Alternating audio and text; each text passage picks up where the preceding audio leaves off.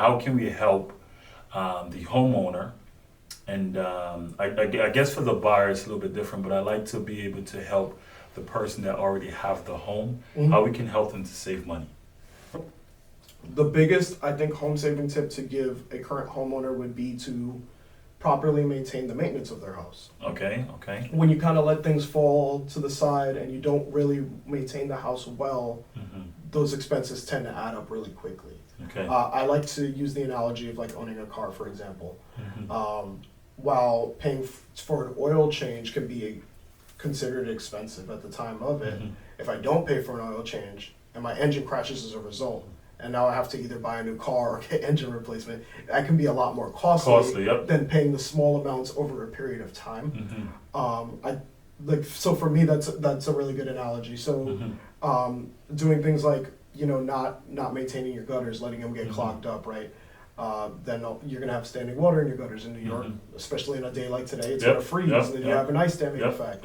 Not maintaining those nail pops on your roof, you can cause greater damage over time by not fixing them. Right.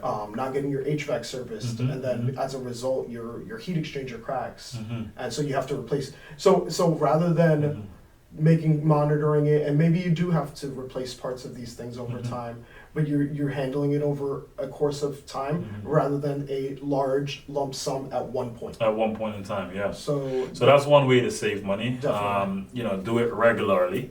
Don't, you know, wait for 2, 3, 4, 5 years before you check the roofs, right? You want to check it, you know, every so often, maybe once a year, at least to, you know, kind of see, you know, what's going on with it. If there's something going on with it, you want to take care of it right away. Am I correct? Yeah. You I don't think want to just wait until it becomes much of a bigger problem. yeah. So that's one way to save money up front. Another big one would be making sure that your house is properly insulated. I think Okay. that's a really big one. Installation, yes, because so- if it's not insulated, you have all this heat coming back out, right? Exactly. Or cooling. It Or works cooling, both, it works or both cooling, ways. heating It or works both cooling, ways. yep. But there's plenty of houses that I go to that the insulation is not adequate, or the insulation happens to be falling, or you know the door seals and the windows are very old. And those are houses that I keep an eye out for because that means that their energy costs are going to be higher than average.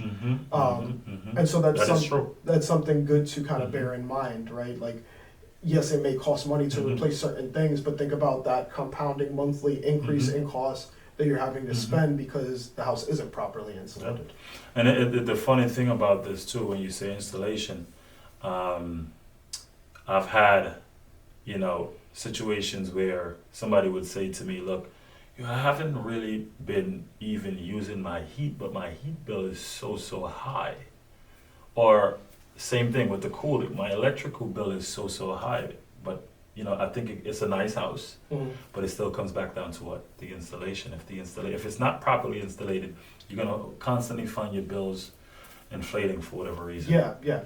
And I mean, regardless whether like it may or may not be true if they're using it a lot or not, but if they're bringing a house up to temperature and it's not properly insulated, Or keep entropy is gonna just happen, and you're gonna right. end up either losing that cold air that you're trying to keep in or losing that hot air that you're trying to keep in. Where you gotta run it more often Exactly. or longer.